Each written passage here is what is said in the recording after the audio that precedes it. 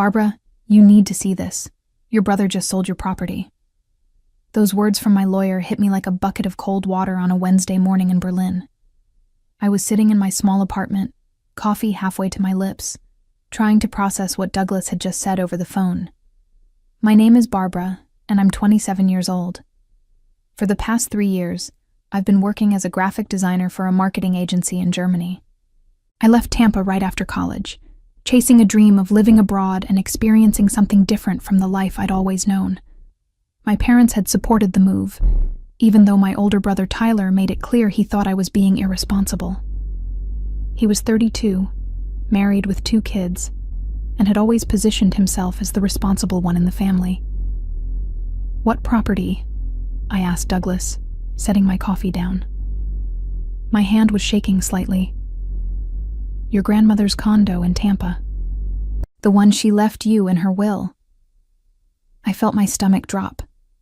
Grandma Eleanor had passed away 6 months ago, and I'd flown back for the funeral. It had been devastating. She was the one person in my family who truly understood my need to explore the world, who encouraged me to take risks. But I had no idea she'd left me anything. "I didn't know about any condo," I said slowly. "Nobody told me." There was a pause on the other end. "Barbara, you were named as the sole beneficiary of that property in her will. It was a 2-bedroom condo in downtown Tampa, worth approximately $350,000. Your brother sold it last week for $320,000. My mind was racing. $350,000. That was life-changing money. That was enough to pay off my student loans, maybe even buy a small place of my own someday. And Tyler had just sold it? How is that even possible? I demanded.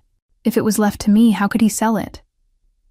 "That's what I'm trying to figure out," Douglas said.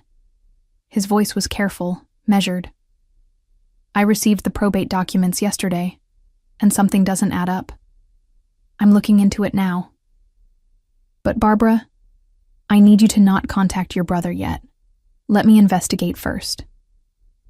I agreed, though every fiber of my being wanted to call Tyler immediately and demand answers. Instead, I sat in my apartment, staring at the wall, trying to make sense of what was happening. Grandma Eleanor had always been special to me. While my parents were busy with their restaurant business and Tyler was focused on climbing the corporate ladder at some insurance company, Grandma was the one who sat with me for hours, looking at travel magazines and talking about all the places I wanted to see. She'd traveled extensively in her youth, before she married my grandfather and settled down in Florida. When I told my family I was moving to Germany, Tyler had been the loudest critic. "You're throwing away your future," he'd said at a family dinner. "What kind of career can you build over there? You're being selfish, leaving Mom and Dad to handle everything here." My parents had been more supportive, though I could tell they wished I'd stay closer. But Grandma Eleanor had pulled me aside before I left and squeezed my hand. "Go," she'd whispered. "See the world while you're young. Don't let anyone make you feel guilty for wanting more." Now, sitting in Berlin with the gray morning light filtering through my windows, I realized I'd never get to thank her properly. And somehow, Tyler had taken away the gift she'd tried to leave me. My phone buzzed. It was a message from my mom. "Tyler said he finally got Grandma's condo sold. Such a relief to have that handled. Hope you're doing well in Germany, sweetie." I stared at the message, anger building in my chest. My mom didn't know. She thought the condo had belonged to Tyler, that he was handling family business. She had no idea what Grandma had actually wanted. I typed back a neutral response, my fingers tight on the phone. "Glad it worked out. Talk soon." Then I called Douglas back. "I need to know everything," I said. "How did this happen?" "I'm working on it," he assured me. "I've requested copies of all the sale documents. If your brother forged anything or misrepresented ownership, we'll find out. Just give me a few days." Those few days felt like an eternity. I went through the motions at work, designing promotional materials for a hotel chain, but my mind was thousands of miles away in Tampa. I kept thinking about Grandma Eleanor, about the last time I'd seen her before she got sick. She'd seemed frail but happy, telling me stories about her trip to Morocco in the 1960s. "You remind me of who I used to be," she'd said, patting my hand. "Promise me you'll keep exploring, Barbara. Don't let life make you small." I'd promised, and now I was learning she'd tried to give me the means to keep that promise. Growing up, Tyler and I had never been particularly close. The 5-year age gap meant we were in different stages of life, and our personalities couldn't have been more different. He was calculated, ambitious, and obsessed with appearances. I was creative, spontaneous, and more interested in experiences than material success. Our relationship had deteriorated further after I moved to Germany. Tyler made comments at every family video call about how I was wasting my potential, or running away from real life. My parents tried to keep the peace, but I could tell they were caught in the middle. Tyler had a way of positioning himself as the dutiful son, the one who stayed close to home and took care of family obligations. When Grandma Eleanor got sick, I'd flown back immediately. Tyler had seemed annoyed by my presence, as if I was intruding on his territory. He'd appointed himself as her primary caretaker, managing her medical decisions and finances.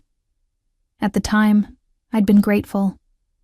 I was dealing with my own grief and jet lag, and it seemed easier to let him handle the practical matters. Now I wondered what else he'd been handling behind the scenes. I spent those waiting days remembering Grandma Eleanor more clearly. She'd been widowed for 15 years, living alone in that condo she'd bought after Grandpa died. It was her pride and joy, a place she'd chosen for herself after decades of living in the house my grandfather had picked. She used to joke that it was her independence headquarters. The condo had a balcony overlooking the Tampa waterfront, and she'd filled it with plants and comfortable chairs. I'd visited her there during college breaks, and we'd spend hours on that balcony, drinking tea and talking about everything from politics to poetry. She was the only person in my family who never made me feel strange for wanting something different. Douglas called me on Friday evening, his voice tight with what sounded like barely controlled anger. "Barbara, I've reviewed all the documents. Your brother committed fraud." I sat down heavily on my couch. "Tell me everything." "Your grandmother's will was very clear. The condo was left to you, with a letter explaining that she wanted you to have financial security as you built your life abroad. Your brother had access to the will as the executor of the estate, but he had no legal claim to the property itself. So how did he sell it?" "He forged documents," Douglas said bluntly.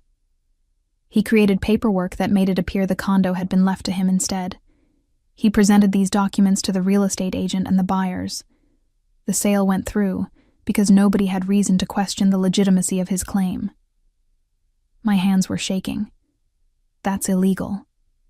Very illegal. It's fraud, forgery, and theft. The good news is that the sale can be reversed. The bad news is that this is going to get messy. Your brother has already spent some of the money." "How do you know?" "Because I did some digging. He put a down payment on a new house last week, a rather expensive one in a gated community. I'm guessing he was planning to use the condo money to upgrade his lifestyle." I felt sick. While I'd been working my regular job in Berlin, carefully budgeting every euro, Tyler had been stealing my inheritance to buy a bigger house for his family. "What do I do?" I asked. "First, I'm filing a legal complaint with the court in Tampa. This will freeze any remaining funds from the sale and begin the process of unwinding the transaction. Second, I need you to gather any documentation you have of your relationship with your grandmother, any emails or letters that might show her intentions. Third, and this is important, you need to be prepared for this to damage your family relationships. Your brother is going to fight this." "Let him fight," I said, surprised by the steel in my own voice. "He stole from me. He committed fraud." "I know, and we're going to prove it. But Barbara, your parents are going to be caught in the middle of this. You need to be ready for that." I thought about my mom's cheerful text, about how relieved she was that Tyler had handled the condo situation. She had no idea what he'd actually done. When the truth came out, It was going to devastate her. But I couldn't let Tyler get away with this. Not just because of the money, though that was significant, but because Grandma Eleanor had wanted me to have that condo. She'd made her wishes clear in her will, and Tyler had decided his wants were more important than her final gift to me. That weekend, I went through my emails and found dozens of messages from Grandma Eleanor. She'd learned to use email in her 70s, and we'd corresponded regularly during my time in Germany. I read through them now with tears in my eyes. In one email from 2 years ago, she'd written, "I'm so proud of you for following your dreams, Barbara. Your grandfather always said I gave up too much when we got married, that I should have kept traveling. I don't regret my life, but I want you to know that it's okay to want more. Don't let anyone tell you that ambition is unfeminine, or that wanting to see the world makes you selfish. You're the bravest person I know." In another, from just 8 months before she died, "I've been thinking about my will lately. I want you to know that I'm making sure you'll have security, no matter what. You're building a beautiful life in Germany, and I want to support that. Don't worry about the details now, but know that I'm taking care of you." I forwarded these emails to Douglas, along with photos from our visits and a birthday card she'd sent me that mentioned how proud she was of my independence. On Monday morning, Douglas called with an update. "I've filed the legal complaint. The court has frozen the funds from the sale, which means your brother can't access the remaining money. He's been notified of the legal action. Has he tried to contact you?" "Not yet, but I expect he will. Barbara, this is going to move quickly now. Be prepared for him to reach out to you directly." I wasn't prepared at all, actually, because what happened next was something I never could have anticipated.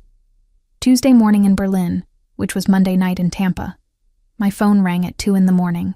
I'd been in a dead sleep, dreaming about Grandma Eleanor's balcony, and the jarring ringtone jolted me awake. It was Tyler. I stared at the screen for a moment, my heart pounding. Part of me wanted to let it go to voicemail, but I knew I had to face this eventually. I answered. "Barbara, finally." Tyler's voice was jovial, almost manic. "I've been trying to reach you. Listen, I have amazing news." I sat up in bed, turning on the lamp. "What news?" "I sold Grandma's condo. Got a great price for it, too. And here's the best part. I'm going to give you $10,000 from the sale. You know, since you flew back for the funeral and everything. I figured you could use a little boost over there in Germany." I was speechless. He was actually bragging about it. He was calling me in the middle of the night to brag about stealing my inheritance, and then offering me a tiny fraction of it like he was doing me some enormous favor. 10,000, I managed to say. "I know, right? Pretty generous, considering I'm the one who handled all the estate stuff. I mean, you've been off in Europe this whole time, and somebody had to deal with the probate and the realtor and all of that. It's been a huge headache. But family takes care of family, you know." My hands were gripping the phone so tightly I thought I might crack the screen. "Tyler, when exactly did you sell the condo?" "Closed on it last week." "Why?" "And you're just telling me now?" He laughed. "Well, yeah. I wanted to make sure everything was finalized before I got everyone excited. You know how real estate deals can fall through at the last minute. But it's all done now. The money's in my account, and I'm ready to write you that check." "Your account," I repeated slowly. "Well, yeah. I was the executor of the estate. It all had to go through me. But don't worry. I'm sharing the wealth. $10,000, Barbara. That's enough for a nice vacation or whatever you want to spend it on." I took a deep breath, trying to keep my voice steady. "Tyler, I need to ask you something. Did Grandma leave a will?" There was a pause. "Of course she did. Why?" "And what did it say about the condo?" Another pause, longer this time. "It left the estate to be divided among the family. Standard stuff." "Why are you asking all these questions? You don't trust me or something?" "I'm just curious about the details." "Well, you should have been curious earlier. Like when you decided to move halfway around the world instead of staying here to help with family obligations. I'm the one who's been dealing with all of this. I'm the one who sat with Grandma when she was dying. I'm the one who handled the funeral arrangements and the probate court and selling the condo. You flew in for 3 days and then went right back to your little adventure in Germany. His words stung, even though I knew they were manipulative. Yes, I'd been living abroad. But I'd talked to Grandma Eleanor every week. I'd been there for her in my own way, and she'd known that. She'd supported my choices. I'm grateful you handled those things, I said carefully. But I want to make sure I understand the will correctly. Who did it say the condo should go to? Barbara, it's 2 a.m. there, right? You sound tired. Why don't we talk about this later? I'll have Mom send you my bank details so you can receive the transfer. Okay? Tyler, I've gotta go. Kids have early swim practice tomorrow. Talk soon, little sis. He hung up before I could say anything else. I sat in my dark apartment, phone still in my hand, feeling a strange mixture of rage and something almost like pity. Tyler genuinely seemed to think he'd done nothing wrong, or maybe he knew exactly what he'd done, and was hoping I'd be too grateful for the $10,000 to ask questions. Either way, he'd just made a crucial mistake. He'd called me to brag about the sale, which meant he had no idea that Douglas had already filed the legal complaint. He didn't know that the funds were frozen, or that the court was investigating the forged documents. He thought he'd gotten away with it. I called Douglas immediately, despite the early hour. He answered on the second ring, sounding wide awake. He just called me, I said without preamble. Tyler just called to tell me about the sale. He offered me $10,000, like he was doing me a favor. Douglas was quiet for a moment. Did he say anything about the will or the ownership? He lied. He said the estate was supposed to be divided among the family. He made it sound like he was being generous by giving me anything at all. That's good, Douglas said. Good? It establishes that he's knowingly misrepresenting the terms of the will. Record any future conversations you have with him if you can. Everything he says could be useful in court. I felt a small surge of satisfaction. So what happens now? Now he's going to find out that the funds are frozen. His bank will notify him, probably sometime today, and then he's going to realize that someone has challenged the sale. My guess is he'll figure out it was you pretty quickly. And then what? Then things are going to get very unpleasant. Your brother is going to panic. He's going to try to spin a narrative to your family to make you look like the villain. He's going to claim this is all a misunderstanding or that you're being greedy. Be prepared for that. I thought about my parents, about how this was going to tear our family apart. But I also thought about Grandma Eleanor, about her final wish being ignored and violated by her own grandson. I'm prepared, I said. Let him try to spin whatever story he wants. We have the truth on our side. That's my girl, Douglas said approvingly. Now try to get some sleep. Tomorrow is going to be a big day. But I didn't sleep. I lay awake until dawn, watching the sky lighten over Berlin, thinking about Grandma Eleanor's balcony in Tampa, and wondering what she would say if she could see what was happening now. I had a feeling she'd tell me to fight, and that's exactly what I was going to do. The call came 36 hours later. I was at work, sitting in a conference room with my team, reviewing designs for a new restaurant chain campaign, when my phone started buzzing insistently in my pocket. I glanced at the screen. Tyler. Then my mom. Then Tyler again. Then a number I didn't recognize from Florida.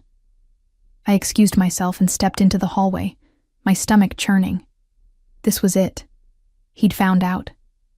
I answered Tyler's call. Hello? What the hell did you do? His voice was shaking with rage. What the hell did you do, Barbara? I don't know what you're talking about, I said calmly, though my heart was hammering. Don't play stupid with me. The bank froze the money from the condo sale. They said there's a legal complaint filed against me. Did you do this? Tyler, I think we need to talk about Grandma's will. There's nothing to talk about. That condo was part of the estate, and I handled the estate. You have no right to interfere with this. No right. The condo was left to me, I said quietly. Grandma's will specifically left it to me. Not to you. Not to the estate. To me. There was a long silence. When he spoke again, his voice had changed, become calculating. That's not true. I saw the will. I was the executor. It was left to the family. No, Tyler. It was left to me. And you know it was. Because you're the one who forged the documents to make it look like it was yours. I didn't forge anything. This is insane. You've been gone for 3 years, and now you suddenly show up making accusations? You have no idea what you're talking about. I have a lawyer, Tyler. He's seen the real will. He's seen the documents you filed with the real estate sale. They don't match. You committed fraud. I heard him breathing heavily on the other end. You're out of your mind. Mom and Dad are going to hear about this. They're going to know what you're doing, trying to steal from your own family. I'm not stealing anything. I'm taking back what Grandma wanted me to have. She wanted you to have it? He laughed bitterly. You were her little favorite, weren't you? Always running off to have your adventures while the rest of us actually took care of responsibilities. You think she really wanted to reward that? His words hit a nerve, but I pushed through. What Grandma wanted is in her will, Tyler. Legal documents don't lie. But apparently you do. You're making a huge mistake, he said, his voice dropping to something darker. You don't know what you're starting here. You think you can just waltz in from Germany and destroy this family? Mom and Dad are going to be devastated.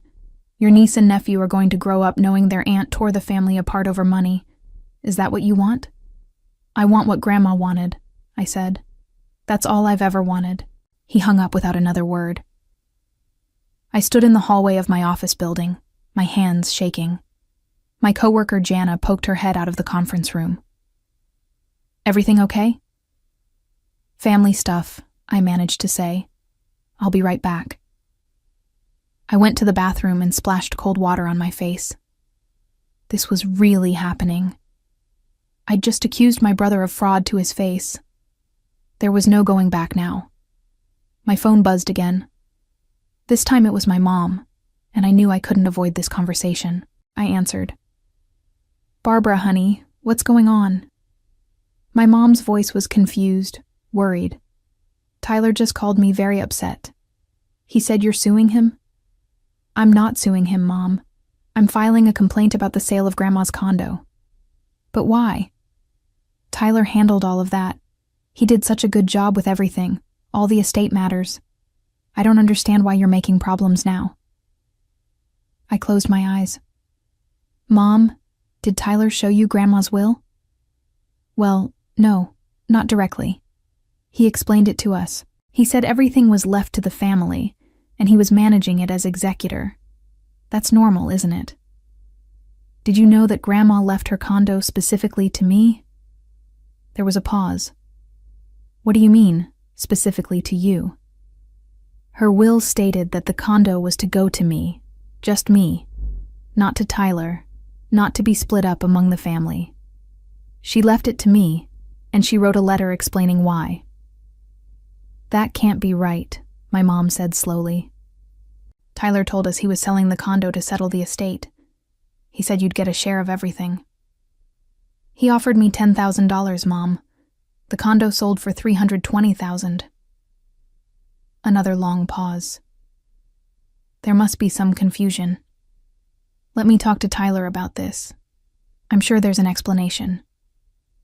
Mom, I have a lawyer who's reviewed all the documents. Tyler forged paperwork to make it look like the condo was his to sell. That's fraud. Barbara, that's a very serious accusation. Tyler would never do something like that. He's your brother. He's been nothing but responsible and helpful through this whole awful time with Grandma's death. I think maybe you're misunderstanding the legal process. Estate law is very complicated. I felt something crack inside me. Even now, even with evidence, my mother was taking Tyler's side. Mom, I'm not misunderstanding anything. Grandma wanted me to have that condo. Tyler knew that, and he decided to take it for himself. I think you need to think very carefully about what you're doing, my mom said, her voice getting firmer. You're accusing your own brother of a crime. Do you realize how that's going to affect this family? Your father is already upset. Tyler's wife is crying. The kids don't understand what's happening. And for what? Money. It's not about money, Mom. It's about respecting Grandma's wishes. Grandma would be heartbroken to see her grandchildren fighting like this. She loved both of you. Yes, she did. And she left me that condo because she wanted to support my life in Germany. She told me so, in emails. I have proof. I need to go, my mom said abruptly. Your father and I need to talk about this. But Barbara, I hope you'll reconsider what you're doing. Family is more important than property. She hung up before I could respond. I stood there in the bathroom, staring at my reflection in the mirror. My face was flushed, my eyes bright with unshed tears. This was what Douglas had warned me about. Tyler was already spinning his narrative, painting me as the greedy sister who'd abandoned the family and was now swooping in to steal from them. But I couldn't back down. Not when I knew the truth. Over the next week, things escalated in ways I hadn't anticipated. Tyler hired his own lawyer, who sent Douglas a letter claiming that I was harassing Tyler and making false accusations. The letter stated that Tyler had acted entirely within his rights as executor, and that any confusion about the will was due to my distance from the family and lack of understanding about estate law. Douglas sent me a copy of the letter with a brief note. Standard intimidation tactics. Don't worry. We have the documentation to prove everything. But it was hard not to worry when my phone was constantly buzzing with messages from family members. My Aunt Patricia called to say she was disappointed in me for attacking Tyler during such a difficult time. My cousin Jennifer sent a long text about how Tyler had always been there for the family and how I should be ashamed of myself. Even my dad, who usually stayed out of family drama, left me a voicemail asking me to reconsider this legal action for the sake of family harmony. The only person who didn't contact me was Tyler himself. That silence felt ominous. At work, I was distracted and exhausted. The time difference meant I was getting calls from Florida late at night, and I wasn't sleeping well. My boss, Stefan, pulled me aside one afternoon and asked if everything was all right. Family issues, I said vaguely. Nothing I can't handle. If you need time off, you can take it, he offered. You've been with us for 3 years and never taken a real vacation. I thanked him but declined. Work was the only thing keeping me sane, the only place where I could focus on something other than the chaos in Tampa. Douglas called me on Thursday evening with an update. The court has scheduled a hearing for 2 weeks from now. Both parties will present their evidence, and the judge will make a preliminary ruling on whether the sale should be reversed. Do I need to be there? It would help, yes. Can you fly back to Tampa? I thought about my job, my apartment, my life in Berlin. Flying back to the States for a court hearing felt surreal, like I was being pulled back into a world I'd tried to leave behind. But this was about Grandma Eleanor. This was about justice. I'll be there, I said. That weekend, I bought a plane ticket for the following Thursday. I'd stay with a college friend who lived in Tampa, avoiding my parents' house entirely. I wasn't ready to face them in person, not when they were still taking Tyler's side. On Monday, something unexpected happened. I received an email from someone named Patricia Williams, the woman who'd bought Grandma's condo from Tyler. The subject line read, "Questions about the property purchase." I opened it with trembling hands. Dear Miss Barbara, my husband and I purchased a condominium from your brother Tyler 2 weeks ago. We have recently been informed by our attorney that there may be legal issues with the sale. We are very concerned about this situation, as we sold our previous home to purchase this property and have already moved in with our children. We were under the impression that your brother was the rightful owner of the condominium. He presented all the necessary documentation. and our attorney reviewed everything before we proceeded with the purchase. We had no reason to believe anything was improper. Could you please contact me to discuss this situation? We are innocent parties in whatever dispute exists between you and your brother, and we are now facing the possibility of losing our home. Sincerely, Patricia Williams. I felt a wave of guilt and sympathy. These people had been caught in the middle of Tyler's fraud. They'd bought the condo in good faith, believing Tyler had the right to sell it. Now their lives were being turned upside down because of his lies. I forwarded the email to Douglas immediately. He called me within the hour. "This is actually good for our case," he said. "It shows that Tyler deceived not just you, but also the buyers. They're going to be witnesses to his misrepresentation. But what happens to them? Do they lose the condo? The sale will be voided, yes. They'll get their money back from the escrowed funds. They won't lose anything financially, though they will need to find another place to live. It's unfortunate, but they're victims of Tyler's fraud just like you are." I wrote back to Patricia, expressing my sympathy and explaining that I hadn't known about the sale until after it happened. I offered to connect her with Douglas so she could understand her legal options. She responded gratefully, saying she appreciated my kindness during what was clearly a difficult situation for everyone. The contrast between Patricia's gracious response and my own family's hostility was striking. Strangers were treating me with more respect than my own brother and parents. On Tuesday, I received a Facebook message from Tyler's wife, Jennifer. I'd always gotten along reasonably well with Jennifer, though we'd never been particularly close. Her message surprised me. "Barbara, I need to talk to you privately. Can we video chat sometime when Tyler isn't around?" I agreed, and we set up a call for Wednesday evening, which would be Wednesday afternoon in Tampa. When Jennifer's face appeared on my screen, I was shocked by what I saw. She looked exhausted, her eyes red-rimmed like she'd been crying. Her normally neat hair was pulled back in a messy ponytail, and she wasn't wearing makeup. "Thank you for talking to me," she said quietly. "I know things are really bad between you and Tyler right now." "I'm sorry you're caught in the middle of this," I said honestly. She shook her head. "Barbara, I need to ask you something, and I need you to be completely honest with me. Did your grandmother really leave that condo to you?" "Yes. I have a copy of her will. It's very clear." Jennifer closed her eyes for a long moment. "I was afraid of that."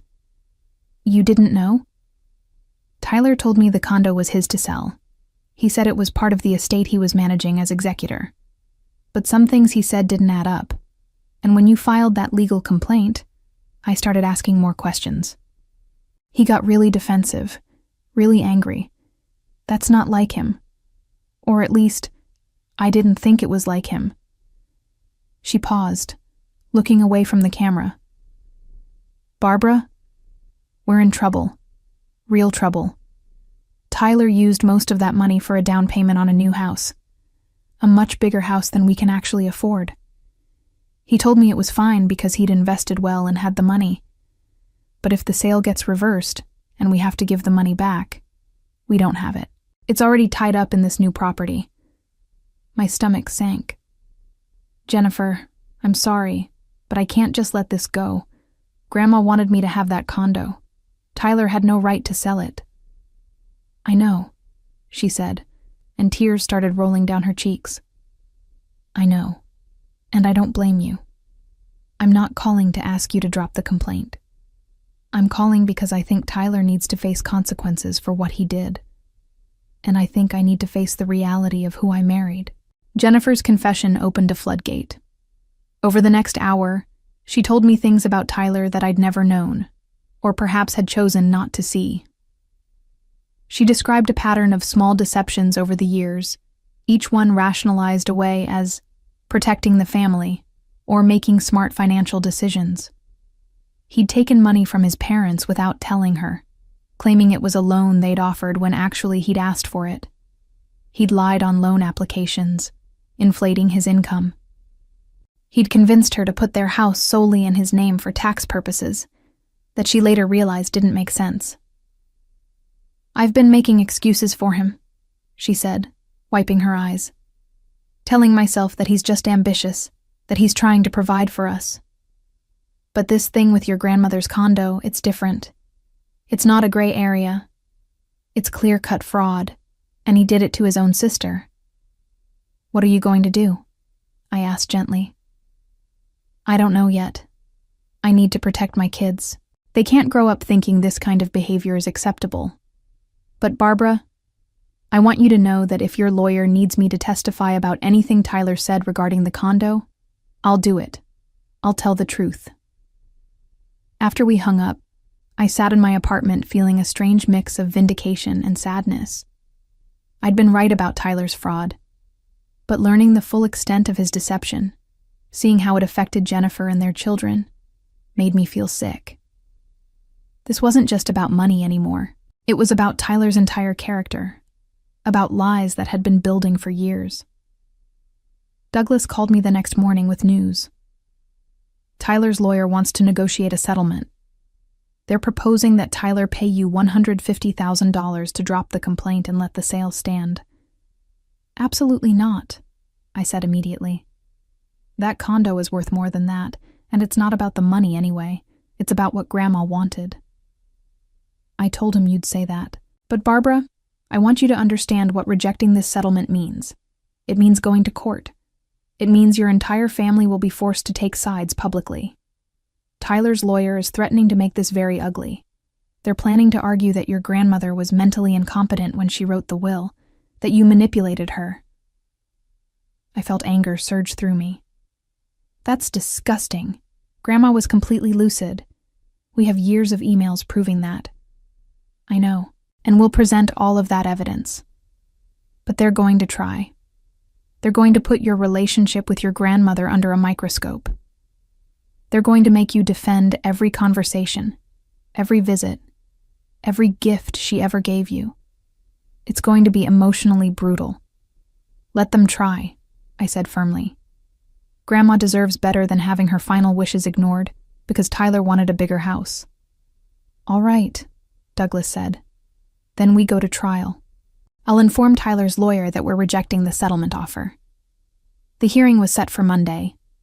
I flew out of Berlin on Thursday, the long flight giving me too much time to think about everything that had happened. I'd left Tampa 3 years ago looking for adventure and independence. Now I was returning to fight for something my grandmother had tried to give me, something my own brother had stolen. My college friend Melanie picked me up from the airport. She'd been following the situation through my sporadic text updates, and she hugged me tight when she saw me. "I can't believe Tyler did this," she said, as we drove toward her apartment. "I mean, I always thought he was kind of pretentious, but actual fraud, that's next level." "I know," I said tiredly. "I keep waiting to wake up and find out this was all a misunderstanding, but it just keeps getting worse." That weekend, Melanie tried to keep me distracted with movies and cooking projects, but my mind kept drifting to the upcoming hearing.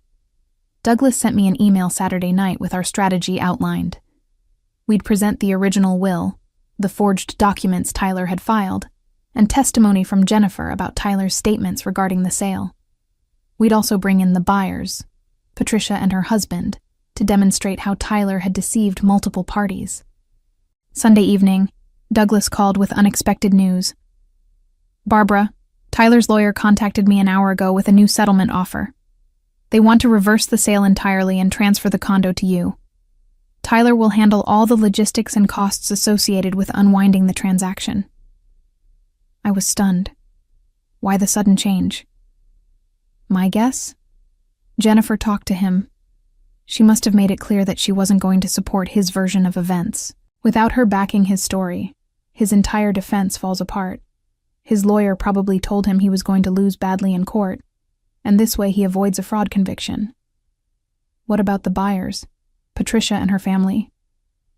They'll get their money back and be released from the purchase. Tyler will have to cover any losses they incurred in the process, including moving costs and temporary housing. It's going to cost him significantly, but it's better than a criminal record. I thought about it for a long moment. And if I accept this settlement, What happens to Tyler? Does he face any consequences?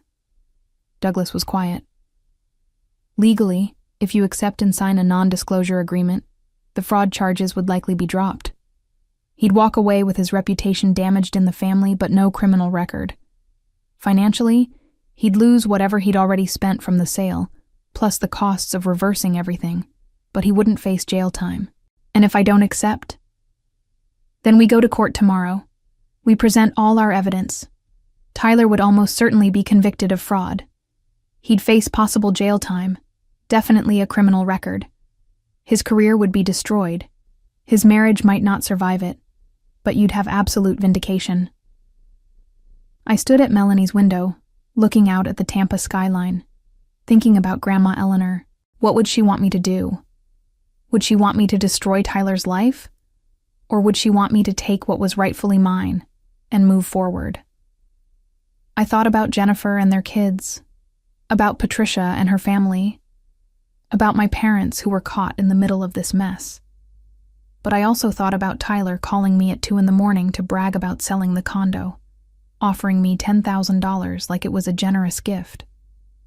I thought about him forging documents and lying to everyone, about him spinning a narrative where I was the villain for daring to want what Grandma had left me.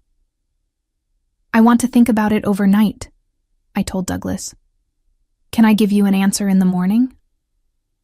The hearing is at 10. I need to know by 9 at the latest. You'll have my answer by 8, I promised. That night I barely slept. I kept replaying every interaction with Tyler over the past few weeks, every conversation with my family, every email from Grandma Eleanor. I thought about justice and mercy, about revenge and healing, about what it meant to be a family.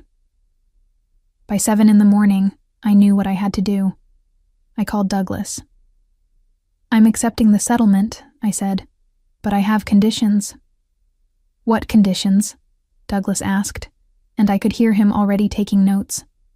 First, Tyler has to personally apologize to me in writing, acknowledging that he knew the condo was left to me and that he intentionally deceived everyone about it. No vague language about misunderstandings. A clear admission of what he did. Go on.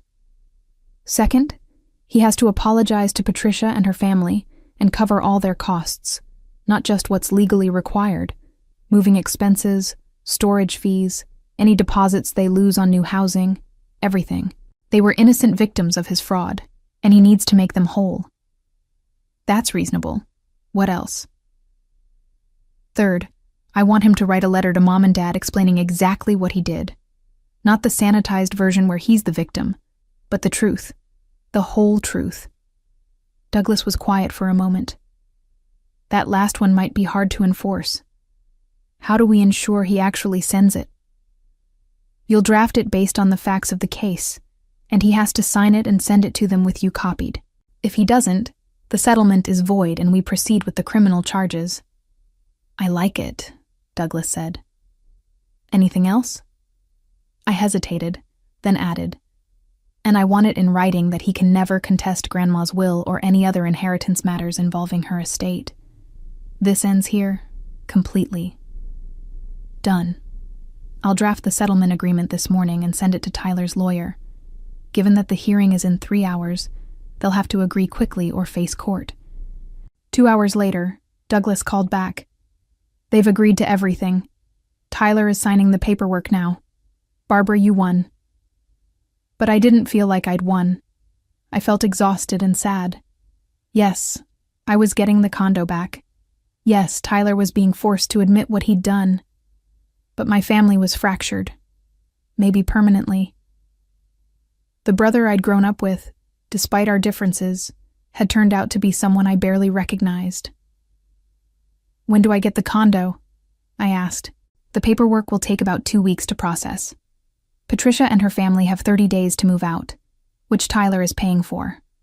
After that, the property will be transferred to your name. You can do whatever you want with it.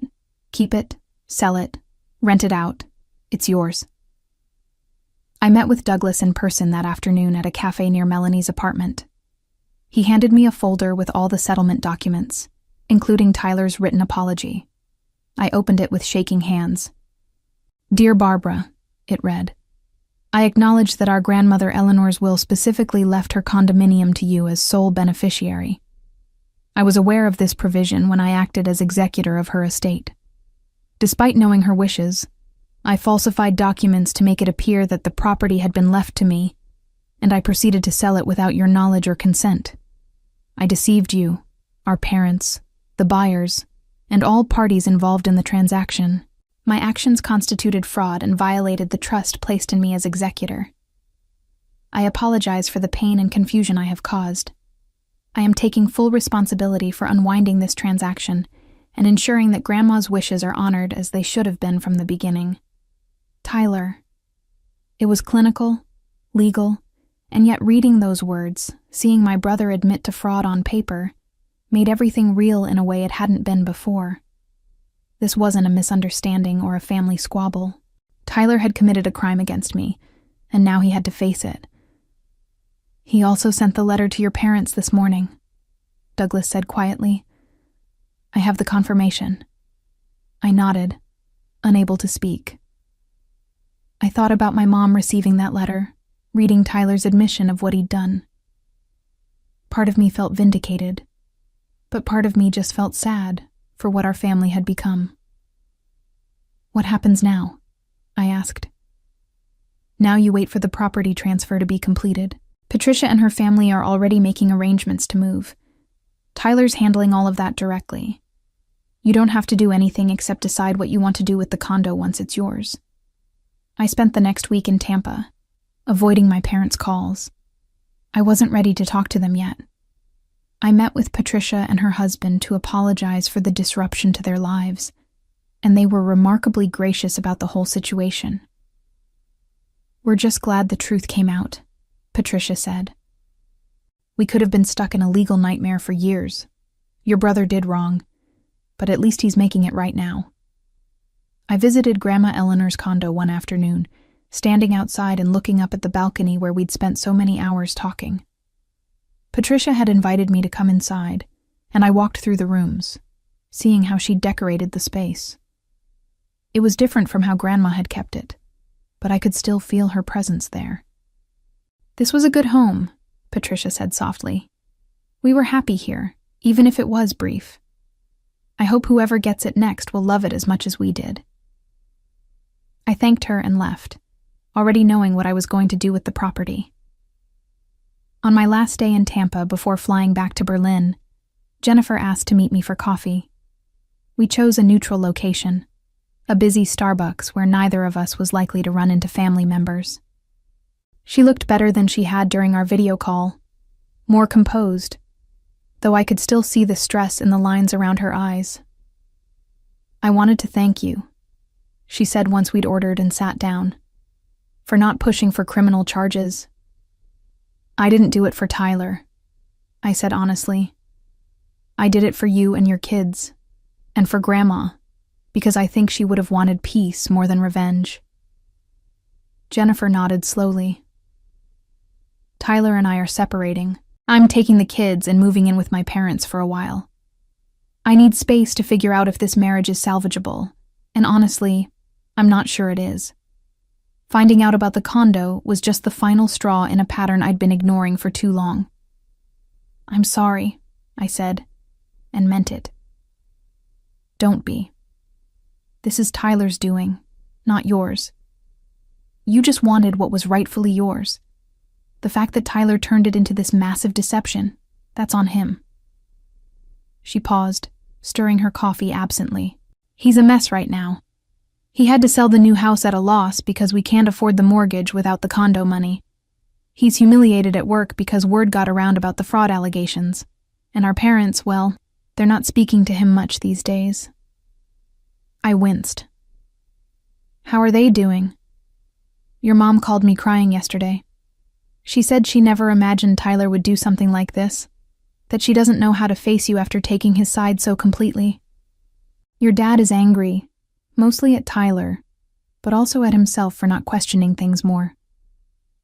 They haven't called me, I said quietly. They don't know what to say.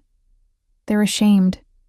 They defended Tyler when you were telling the truth, and now they have to live with that. We sat in silence for a moment, sipping our drinks. Finally, Jennifer spoke again. "What are you going to do with the condo?" "I'm selling it," I said. "I can't keep it, not with all these memories attached to it now. But I'm going to use the money the way Grandma wanted, to build my life in Germany. I'm thinking about starting my own design studio, maybe taking on international clients. The money will give me security to take that risk." Jennifer smiled faintly. "She'd like that. Eleanor always said you were the brave one, the one who dared to want more than what was expected." "Tyler used to mock me for that." "I know, he was jealous, I think. You had the courage to leave and build something new, while he was stuck in the same patterns, always trying to prove himself through money and status. In some ways, you were everything he wished he could be. I'd never thought about it that way. But maybe Jennifer was right. Maybe Tyler's fraud wasn't just about greed. It was about resentment. Resentment that I'd escaped the family dynamics that had shaped him, that I'd found freedom he couldn't imagine for himself. Before we parted, Jennifer hugged me tightly. "I hope someday we can all be family again. Not the dysfunctional family we were, but something healthier, something honest."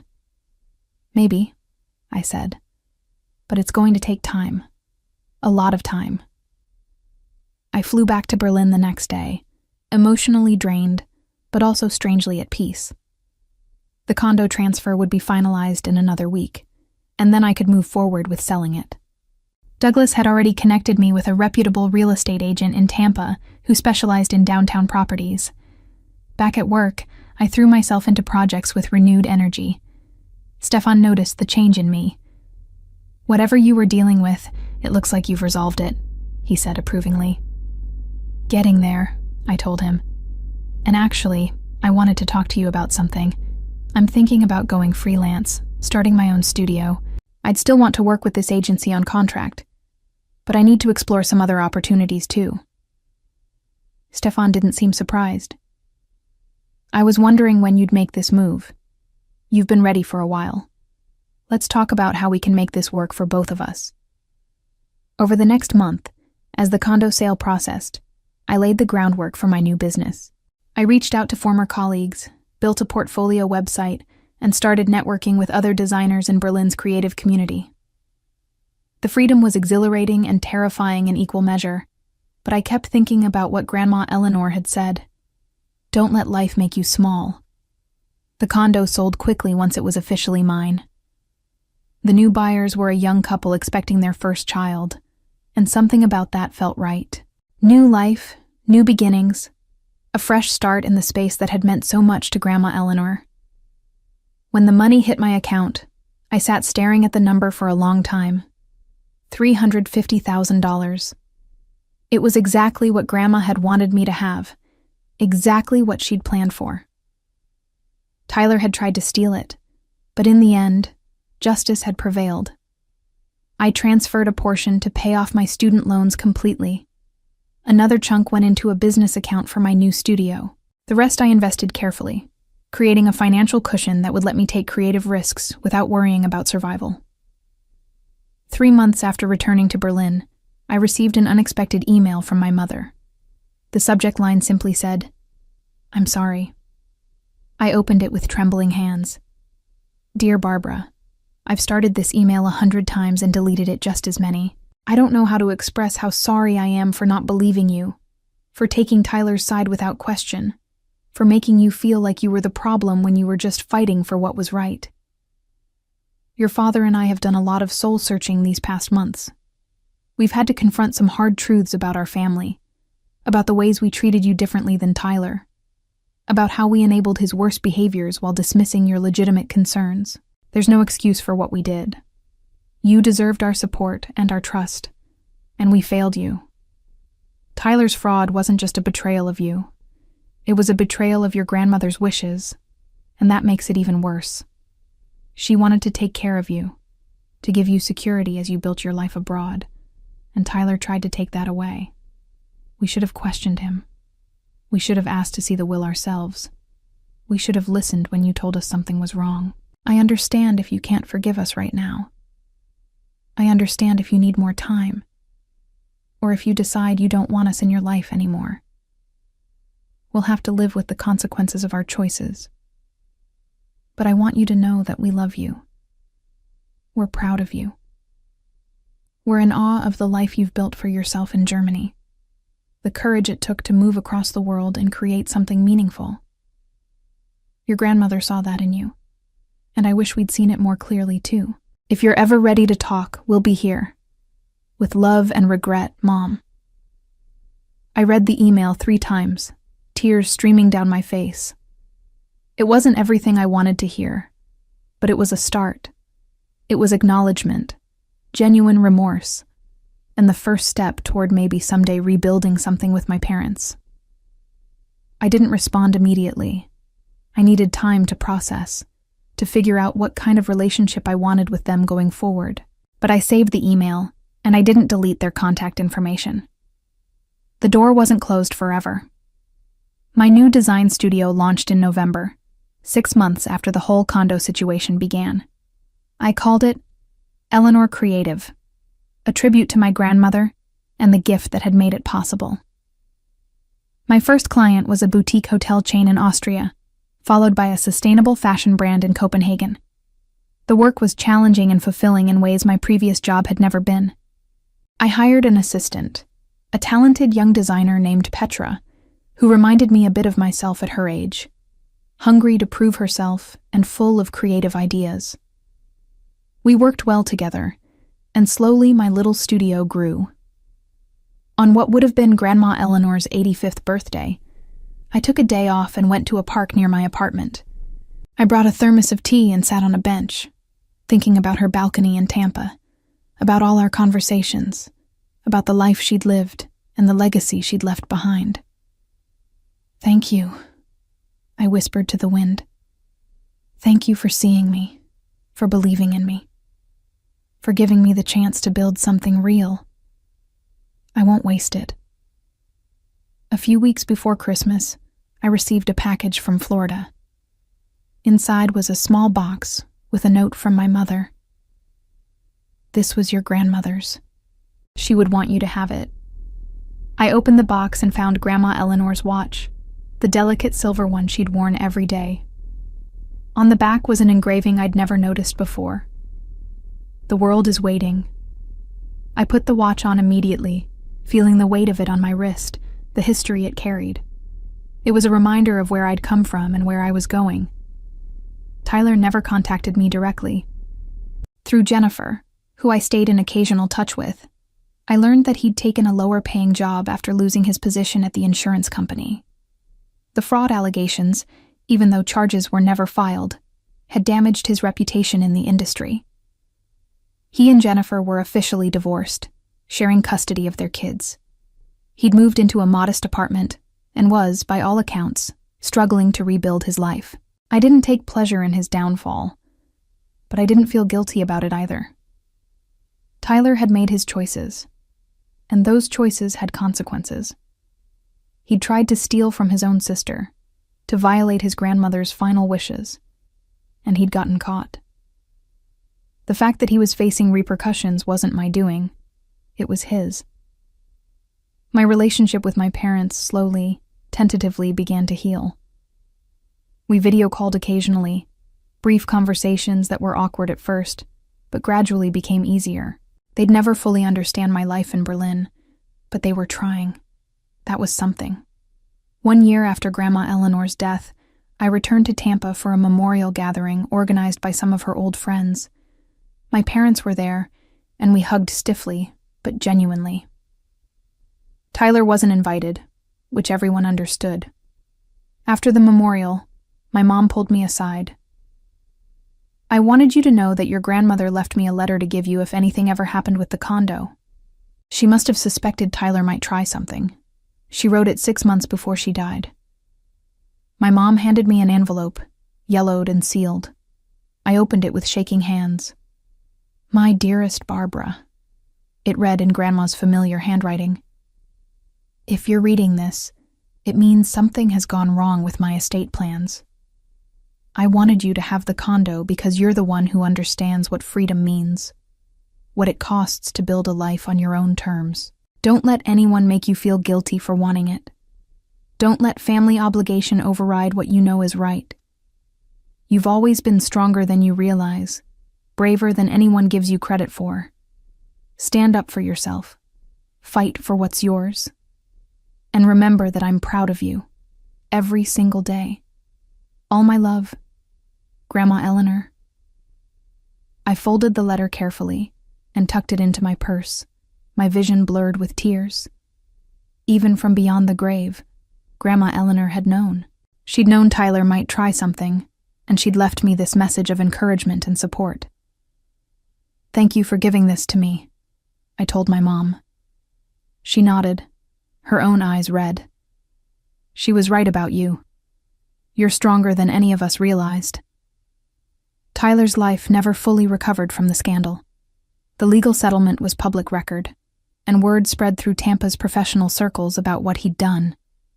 His career in insurance was effectively over, and he ended up taking a job in retail management, earning a fraction of what he'd made before.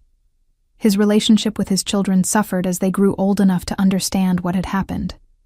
His daughter, especially, asked pointed questions about integrity and honesty that he struggled to answer. He'd lost his marriage, his career trajectory, and most of his family's respect. The brother who'd always positioned himself as the responsible one, the successful one, had been revealed as a fraud and a thief.